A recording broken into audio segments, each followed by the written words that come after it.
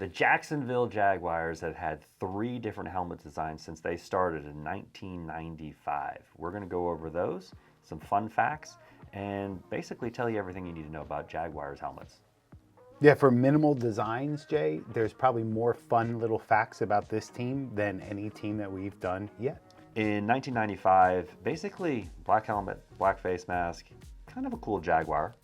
Yeah. I wouldn't call it oversized by any measure, but larger than what the Jaguars wear now.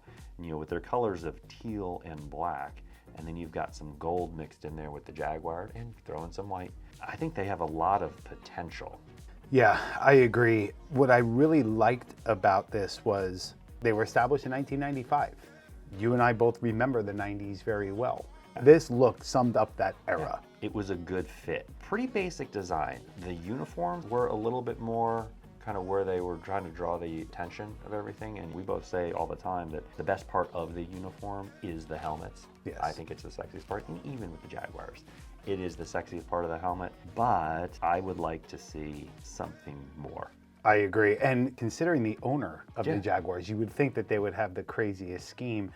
This first helmet, probably made most popular by Fred Taylor, running back, was of his 13 years, was on the Jaguars wearing this very helmet. Yeah. In 2013, they made the switch to a 2-tone helmet. Somebody somewhere sold them on the idea that that was a good idea. How do you feel about that?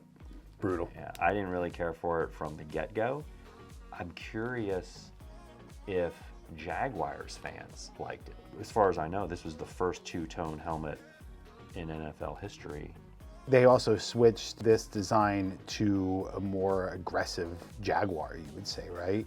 I would say so for sure. When they did the design switch in 2013, with this 2-tone look, you basically have gold in the back, matte black in the front of the helmet, and then they stuck with the black face mask, and they shortened the word Jaguars to just Jags. I think that was the best part of the change.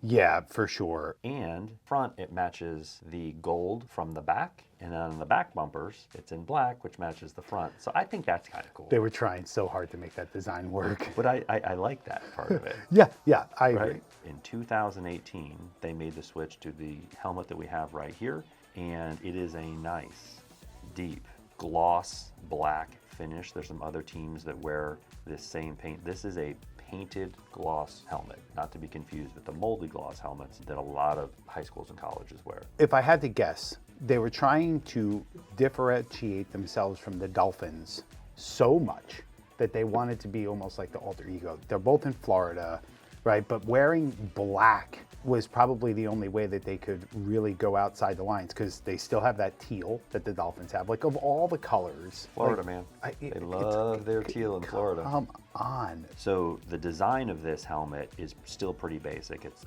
the gloss black with the black face mask, and then the decal.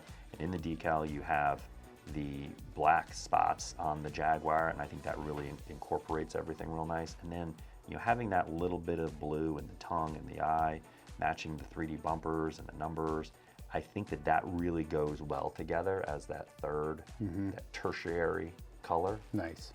It's my favorite of the 3 helmets, but that's still not saying much. Right.